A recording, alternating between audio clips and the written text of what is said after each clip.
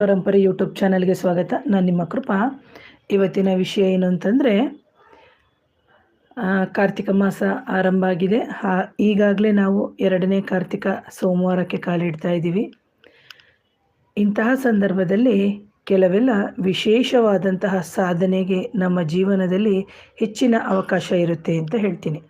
ಹಾಗೇನೇ ಯಾರಾದರೂ ನನ್ನ ಚಾನಲ್ನ ಮೊದಲನೇ ಬಾರಿಗೆ ನೋಡ್ತಿದ್ರೆ ದಯವಿಟ್ಟು ಚಾನಲ್ನ ಸಬ್ಸ್ಕ್ರೈಬ್ ಮಾಡಿ, ಲೈಕ್ ಮಾಡಿ, ಶೇರ್ ಮಾಡಿ, ಹಾಗೆ ಕಮೆಂಟ್ ಮಾಡಿ ಅಂತ. ಇವತ್ತಿನ ಮೂಲ ವಿಷಯ ಏನು ಅಂತಂದರೆ, ಯಾರಿಗಾದರೂ ಒಂದು ಮಾಂತ್ರಿಕ ಸಿದ್ಧಿಗಳಾಗಬೇಕು ಅಥವಾ ತಾಂತ್ರಿಕ ಸಿದ್ಧಿಗಳಾಗಬೇಕು, ಅಥವಾ ನಾವು ಸಮಾಜದಲ್ಲಿ ಇನ್ನೊಬ್ಬರಿಗೆ ನಾವು ಒಳಿತನ್ನು ಮಾಡಬೇಕು, ನಾವು ಕಲ್ತಿರುವಂತಹ ವಿದ್ಯೆಯಿಂದ ಅಂತ ಹೇಳಿದಂತಹ ಸಂದರ್ಭದಲ್ಲಿ ನಾವು ಹಲವಾರು ವಿಷಯಗಳನ್ನ ಕ್ರೋಢೀಕರಿಸಿ ಸಮಾಜಕ್ಕೆ ಒಳಿತನ್ನು ಮಾಡೋದರಲ್ಲಿ ನಮಗೆ ಒಂದು ತಾಂತ್ರಿಕ ವಿದ್ಯೆ ಅಥವಾ ಮಾಂತ್ರಿಕ ವಿದ್ಯೆಯು ಸಮೇತ ಹೆಚ್ಚಿನ ರೀತಿಯಲ್ಲಿ ನಮಗೆ ಸಹಾಯವನ್ನು ಮಾಡ್ತದೆ. ಹಾಗಾಗಿ ಯಾರಿಗಾದರೂ ಕಾಳಿಕಾದೇವಿಯ ಸಾಧನೆಯನ್ನು ಮಾಡಿ ಒಂದು ಮಾಂತ್ರಿಕದಲ್ಲಿ ನಾನು ಸಾಧನೆ ಮಾಡಬೇಕು ಅಂತಿದ್ರೆ ಖಂಡಿತವಾಗ್ಲೂ ನನ್ನ ನೇರ ಭೇಟಿಗೆ ಅವಕಾಶ ಇರುತ್ತೆ.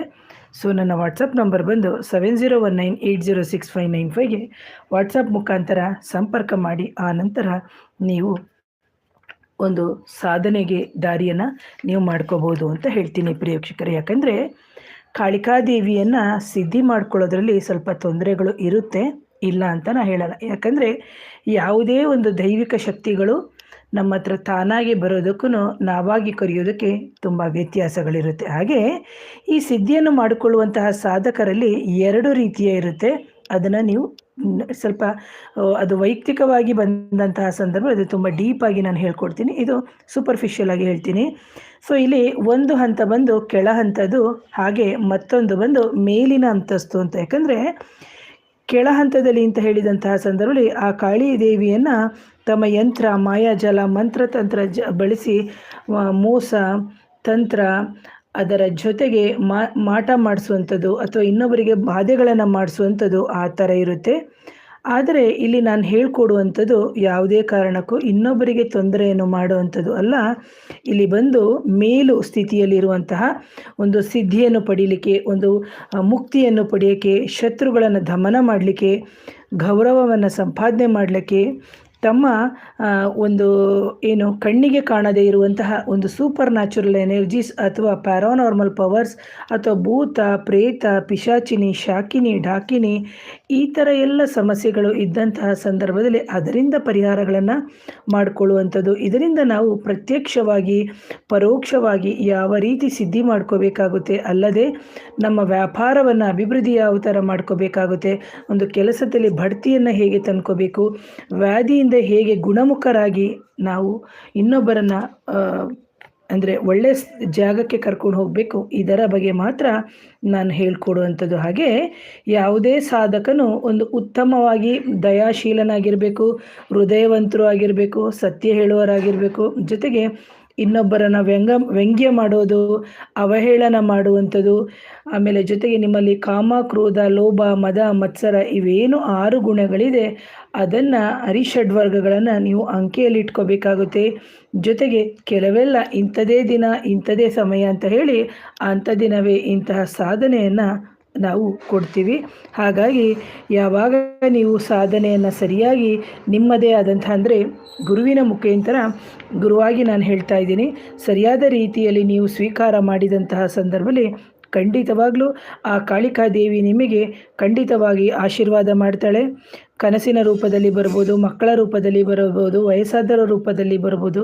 ಅದು ಒಬ್ಬರೊಬ್ಬರಿಗೆ ಒಂದೊಂದು ರೀತಿಯ ರೂಪದಲ್ಲಿ ಬಂದು ಈ ಪಂಚಭೂತಗಳಲ್ಲಿ ಏನಿದೆ ಆ ಭೂತಗಳನ್ನು ಸಹ ಅವಳು ತಿಳಿಸ್ತಾ ಹೋಗ್ತಾಳೆ. ಯಾಕಂದರೆ ನಾವು ಒಂದು ಈ ಥರ ಸಾಧನೆಗೆ ಇಳಿದಂತಹ ಸಂದರ್ಭದಲ್ಲಿ ನಾವು ಸಾತ್ವಿಕವಾದಂತಹ ರೀತಿಯಲ್ಲೇ ನಾವು ಒಂದು ಸಾಧನೆಯನ್ನು ಮಾಡಬೇಕಾಗುತ್ತೆ. ಯಾಕೆಂದರೆ ಇಂತಹ ಸಾಧಕರಾದೋಗಿ ಬರುವಂಥವರಿಗೆ ನಿಮಗೆ ವಿಶ್ವಾಸ ಇರಬೇಕು, ನಿಷ್ಕಳಂಕವಾದಂತಹ ಹೃದಯ ಇರಬೇಕು, ಹಿಂಜರಿಕೆ ಇರಬಾರ್ದು, ನಿಷ್ಠೆಯಿಂದ ಸಾಧನೆ ಮಾಡಬೇಕು, ಆತ್ಮವಿಶ್ವಾಸ, ನಂಬಿಕೆ, ನಿಮ್ಮ ಮನಸ್ಸು ಏಕಾಗ್ರತೆಯಿಂದ ಕೂಡಿ ಸೂಕ್ಷ್ಮ ಜಾಗೃತ ಅವಸ್ಥೆಗೆ ತಗೊಂಡ್ಕೊಂಡು ಹೋಗಿ ಇದನ್ನು ನೀವು ಮಾಡಿಕೊಳ್ಳುವಂಥದ್ದಾಗಿರುತ್ತೆ. ಹಾಗಾಗಿ ಸಾಧಕನಿಗೆ ಮನೆಗೆ ಯಾರು ಬರ್ತೀರಿ ಅವರಿಗೆ ನಿಮಗೆ ಗುರು ಆಚಾರ್ಯರು ಆದಂತಹ ನಾವುಗಳು ಮಾಡುವಂತಹ ಕ್ರಮಗಳನ್ನು ಸರಿಯಾದ ರೀತಿಯಲ್ಲಿ ಪಾಲಿಸೋದಾದರೆ ಮಾತ್ರ ಬನ್ನಿ ಅಂತ ಹೇಳ್ತೀನಿ. ಯಾಕಂದರೆ ಸಾಧಕನಿಗೆ 3 ವಿಷಯಗಳಲ್ಲಿ ಗಮನದಲ್ಲಿಟ್ಕೋಬೇಕಾಗುತ್ತೆ. ಮೊದಲಿಗೆ ದೇವರಲ್ಲಿ ವಿಶ್ವಾಸ, ನಾವು ದೀಕ್ಷೆ ಕೊಡುವಂತಹ ಗುರುವಿನ ಮೇಲೆ ನಂಬಿಕೆ, ಜೊತೆಗೆ ನೀವು ಮಾಡುವಂತಹ ಕರ್ಮಗಳು, ಎರಡನೇದಾಗಿ ನಿಮ್ಮ ಪಾಪಗಳಿಂದ ನಿಮಗೆ ನಿವೃತ್ತಿ ಮತ್ತು ತ್ಯಾಗಗಳನ್ನು ನೀವು ಸಿದ್ಧರಾಗಿರಬೇಕಾಗುತ್ತೆ. ಯಾಕಂದರೆ ಸಂಸಾರದ ಜೀವನ ಅಂತ ಹೇಳಿದಾಗ ಕೆಲವೆಲ್ಲ ಸಂಸಾರದ ಜೀವನದಲ್ಲಿ ಏಟುಗಳು ಬೀಳುತ್ತೆ. ಅಂತಹ ಸಂದರ್ಭದಲ್ಲಿ ಸರಿಯಾದ ರೀತಿಯಲ್ಲಿ ಸಾಂಸಾರಿಕವಾಗಿ ಇದ್ದುಕೊಂಡು ಈ ವಿದ್ಯೆಯನ್ನು ಸಮೇತ ನಾವು ಕಲಿಬೇಕಾಗುತ್ತೆ. ಜೊತೆಗೆ ಸಾಧಕನು 3 ವಿಷಯಗಳಲ್ಲಿ ಸತ್ಯವಾಗಿ ಪ್ರಾಮಾಣಿಕ ವಿಶಾಲ ಹೃದಯವನ್ನು ಹೊಂದಿರಬೇಕಾಗುತ್ತೆ. ಜೊತೆಗೆ ವಿಶ್ವವನ್ನು ಪ್ರೀತಿಸಬೇಕು, ದಯಾವಂತನಾಗಿರಬೇಕು, ಜೊತೆಗೆ ನೀವು ಅಷ್ಟೇ ಸಹನೆ ಉಳ್ಳವರು ಆಗಿರಬೇಕು. ಯಾಕಂದರೆ ಇಂತಹ ಸಿದ್ಧಿ ಸಾಧನೆಗೆ ಇಳಿದಂತಹ ಸಂದರ್ಭದಲ್ಲಿ ನಮ್ಮ ಜೀವನದಲ್ಲಿ ಹಲವಾರು ತೊಡಕುಗಳು ಉಂಟಾಗುತ್ತೆ. ಅಂದರೆ ತುಂಬ ಡಿಸ್ಟರ್ಬೆನ್ಸ್ ಬರುತ್ತೆ, ಅದನ್ನೆಲ್ಲ ದಾಟಿಕೊಂಡು ಹೋಗಬೇಕಾಗುತ್ತೆ. ಜೊತೆಗೆ ಸಾಧಕರಾದವರು ಈ 3 ವಿಷಯಗಳನ್ನು ಬಿಡಬೇಕಾಗುತ್ತೆ. ಜಿಪುಣತನವನ್ನು ಬಿಡಬೇಕು, ಕ್ರೂರತನ, ಅಲ್ಪತನ ಇವೆಲ್ಲವನ್ನು ಬಿಟ್ಟು ನಾವು ಸೂಕ್ಷ್ಮ ಜಾಗೃತ ಅವಸ್ಥೆಗೆ ಹೋಗಿ ನಾವು ನಮ್ಮ ಒಂದು ಮನಸ್ಸನ್ನು ಕೇಂದ್ರೀಕರಿಸಿಕೊಂಡು ನಾವು ಮಾಡ್ಕೋಬೇಕಾಗುತ್ತೆ. ಯಾವಾಗ ನಾವು ಪ್ರೀತಿಯಿಂದ ಒಳ್ಳೆಯವರ ಸಂಘ ಬೆಳೆಸ್ಕೊಂಡು ನಿಸ್ವಾರ್ಥತೆಯಿಂದ ಸೇವೆ ಮಾಡ್ತೀವಿ, ಖಂಡಿತವಾಗ್ಲೂ ನಮಗೆ ಸಾಧನೆಗೆ ದಾರಿಯಾಗುತ್ತೆ. ಜೊತೆಗೆ ನಮಗೆ ನಾವು ಕಲಿಯುವಂಥ ವಿದ್ಯೆ ನಮಗೆ ಒಂದು ಮೈಗೂಡುತ್ತೆ. ಜೊತೆಗೆ ದುಷ್ಟಶಕ್ತಿಗಳ ಒಡನಾಟ ಆಗಿರ್ಬೋದು, ಆ ದುಷ್ಟಶಕ್ತಿಗಳನ್ನು ಯಾವ ರೀತಿ ಓಡಿಸ್ಬೋದು ಇದೆಲ್ಲವೂ ನಿಮಗೆ ಸುಲಭವಾಗಿ ಅಂದರೆ ಆ ತಾಯಿ ಒಲಿಬೇಕು. ಹಾಗೆ ಮಕ್ಕಳಂತೆಯೇ ನಡ್ಕೋಬೇಕಾಗುತ್ತೆ. ಹೆಚ್ಚು ಉದ್ಯೋಗಕ್ಕೆ ಒಳಗಾಗುವಂಥದ್ದು ಮಾಡಬಾರ್ದು. ಅಪಾಯ ಕೆಲಸಗಳನ್ನು ಮಾಡದೆ ನಮ್ರತೆಯಿಂದ ಒಂದು ಉತ್ಸಾಹ ರೀತಿಯಲ್ಲಿ ಪ್ರಜ್ಞಾವಂತರಾಗಿ ಅಸೂಯೆ ಪಡದೆ ಸ್ವಾರ್ಥ ಪಡದೆ ನಾವು ಜೀವನವನ್ನು ರಿಲ್ಯಾಕ್ಸ್ ಮಾಡಿಕೊಂಡು ನಾವು ಇನ್ನೊಬ್ಬರಿಗೆ ಒಳಿತನ್ನು ಮಾಡಬೇಕು. ಆನಂತರದಲ್ಲಿ ಅಂದರೆ ಯಾವಾಗ ನಿಮಗೆ ಮಂತ್ರ ಸಾಧನೆ ಮಾಡುವಂತಹ ಸಂದರ್ಭದಲ್ಲಿ ನಿಮಗೆ ಒಂದು ಗುರಿ ಇರಬೇಕು, ಹಿಂದೆ ಗುರು ಇರಬೇಕು. ಯಾರು ಈ ಸಾಧನೆಗೆ ಬರ್ತೀರಿ ಖಂಡಿತವಾಗ್ಲೂ ನಾನು ನಿಮ್ಮ ಹಿಂದೆ ಇರ್ತೀನಿ, ಆದರೆ ನಿಮಗೆ ಗುರಿ ಇದ್ದವರು ಮಾತ್ರ ಬನ್ನಿ ಅಂತ ನೇರವಾಗಿ ಹೇಳ್ತೀನಿ. ಹಾಗೆ ನಿಮ್ಮ ಉದ್ದೇಶ ಸರಿಯಾಗಿರಬೇಕು. ಬರೀ ಹಣ ಒಂದೇ ಅಲ್ಲ, ಸಮಾಜಕ್ಕೆ ಒಳಿತನ್ನು ಮಾಡಬೇಕು.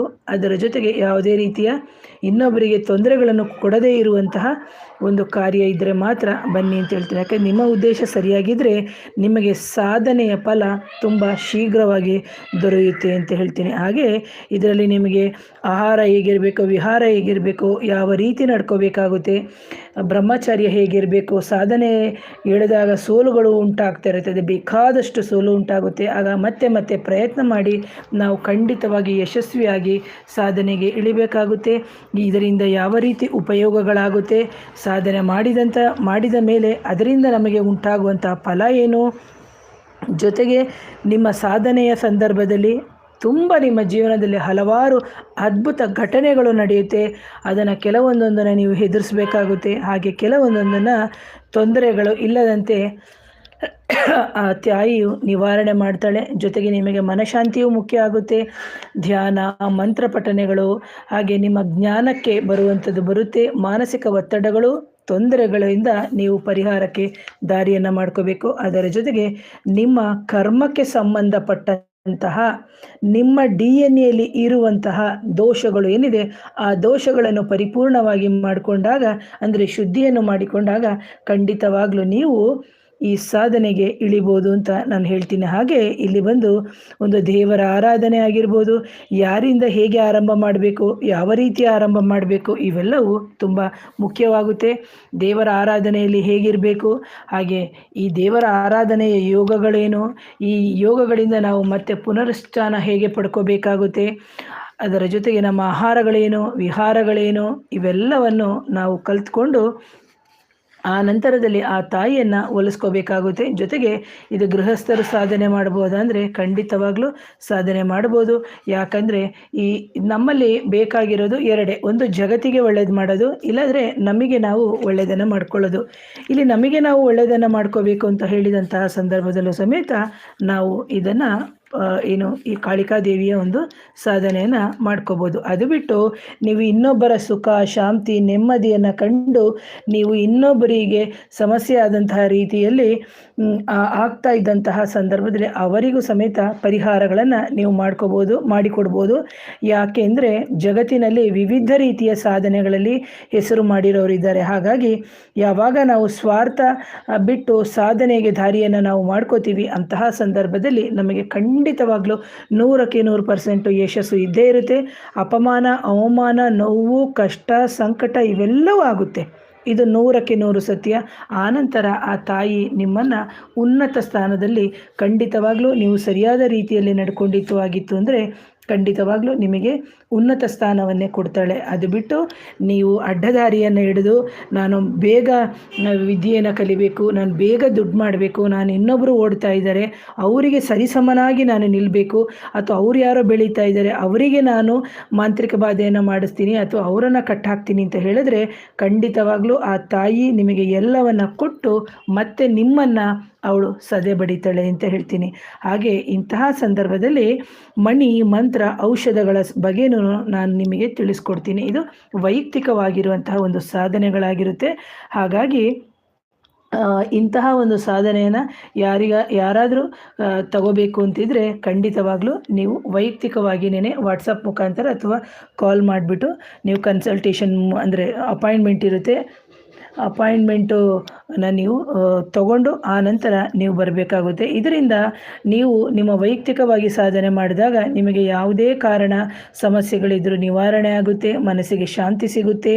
ಗ್ರಹಗಳ ಕಾಟ ಮಾಟ ಮಂತ್ರಗಳ ಕಾಟ ವಿಷಯದಲ್ಲಿ ಏನಾದರೂ ಸಮಸ್ಯೆಗಳಾಗಿದ್ದರೆ ಖಂಡಿತವಾಗ್ಲೂ ಅದು ನಿವಾರಣೆ ಆಗುತ್ತೆ. ಯಾರೇ ನಿಮಗೆ ಮಾಟ ಮಂತ್ರ ತಂತ್ರಗಳನ್ನು ಮಾಡಿದರೂ ಸಮೇತ ಅದು ನಿಮಗೆ ತಟ್ಟೋದಿಲ್ಲ. ಇದಕ್ಕೆ ಹೇಗೆ ನೀವು ಒಂದು ಪ್ರೊಟೆಕ್ಷನ್ನ ಹಾಕೋಬೋದು ಅದನ್ನು ಸಮೇತ ನಾನು ಹೇಳ್ಕೊಡ್ತೀನಿ. ಹಾಗೇನೇ ಯಾರಾದರೂ ವೈರಿಗಳು ಬಂದು ನಮಗೆ ಏನೋ ಮಾಡಿಸಿ ತಂದು ಹಾಕಿದ್ದಾರೆ ಅಂತ ಹೇಳಿದಂಥ ಸಂದರ್ಭದಲ್ಲೂ ಸಮೇತ ಅದರಿಂದ ನಾವು ಹೊರಗಡೆ ನಾವು ಬರೋದನ್ನ ನಾವು ಹೇಳ್ಕೊಡ್ತೀನಿ. ಹಾಗೆ ಇಂತಹ ಒಂದು ಮಾಟ ಮಂತ್ರ ಆದಾಗ ಉತ್ತಮ ರೀತಿಯ ಕಾರ್ಯ ಸಾಧನೆಗೆ ಯಾವ ರೀತಿ ದಾರಿ ಮಾಡಿಕೊಡ್ಬೇಕು ಅನ್ನೋದನ್ನು ಸಮೇತ ಇಲ್ಲಿ ಹೇಳ್ಕೊಡ್ತೀನಿ. ಹಾಗಾಗಿ ಹೇಳ್ತಾ ಹೋದರೆ ತುಂಬ ವಿಷಯಗಳಾಗುತ್ತೆ. ಹಾಗಾಗಿ ಯಾರಿಗಾದರೂ ಇದರ ಬಗ್ಗೆ ಆಸಕ್ತಿ ಇದ್ದು, ಯಾಕಂದರೆ ನಮಗೆ ಪೂರ್ವಾಜಿತದ ಪುಣ್ಯನೂ ಇರಬೇಕು, ಜೊತೆಗೆ ಈ ಜನ್ಮದಲ್ಲೂ ನಿಮಗೆ ಏನೇ ಸಮಸ್ಯೆಗಳು ಬಂದರೂ ಇದನ್ನು ದಾಟಿ ಒಂದು ಗುರುವಿನಂತ ಬಂದು ನೀವು ವಿದ್ಯೆಯನ್ನು ಕಲಿಬೇಕು ಅಂತಂದರೆ ನಿಮಗೂ ಆ ಕೃಪೆ ಇರಬೇಕು ಅಂತಲೇ ಹೇಳ್ತೀನಿ. ಹಾಗಾಗಿ ಯಾರಿಗಾದರೂ ಇದರ ಬಗ್ಗೆ ಆಸಕ್ತಿ ಇದ್ದರೆ ಖಂಡಿತವಾಗಲೂ ನಾನು ಇದರ ವೈಯಕ್ತಿಕವಾಗಿ ಹೇಳ್ಕೊಡ್ತೀನಿ ಅಂತ ಹೇಳ್ತೀನಿ ಪ್ರೇಕ್ಷಕರೇ.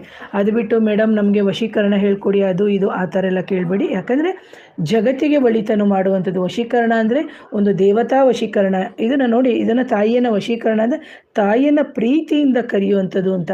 ಹಾಗೆ ಬೇರೆ ಯಾವುದೋ ನಾವು ಹೇಳ್ತೀವಲ್ಲ ವಶೀಕರಣ ಆಕರ್ಷಣ ಸ್ತಂಭನ ವಿದ್ವೇಷಣ ಅದರ ಜೊತೆಗೆ ಮಾರಣ ಉಚ್ಚಾಟನ ಶಾಂತಿಕ್ರಮ ಏನೇನಿದೆ ಅದರಲ್ಲಿ ಯಾವುದು ಬೇಕು ಅದನ್ನು ಮಾತ್ರ ಸೂಕ್ತವಾದಂಥ ವಿದ್ಯೆಯನ್ನು ಮಾತ್ರ ಹೇಳ್ಕೊಡ್ತೀನಿ ಅಂತ ಹೇಳ್ತೀನಿ. ಹಾಗೇನೇ ಇದನ್ನು ನೀವು ಹಲವಾರು ಜನಕ್ಕೆ ಶೇರ್ ಮಾಡಿ ಅಂತ ಹೇಳ್ತಾ ಇವತ್ತಿನ ವಿಡಿಯೋನ ಮುಗಿಸ್ತೀನಿ. ಮತ್ತೊಮ್ಮೆ ಧನ್ಯವಾದಗಳು. ಯಾರಿಗಾದರೂ ಮಾಂತ್ರಿಕ ಬಾಧೆ ನಕಾರಾತ್ಮಕ ಶಕ್ತಿಗಳ ಸಮಸ್ಯೆ ಇತ್ತು ಅಂದರೆ ನನ್ನ ನೇರ ಭೇಟಿಗೆ ಅವಕಾಶ ಇರುತ್ತೆ. ಮತ್ತೊಮ್ಮೆ ಧನ್ಯವಾದಗಳು.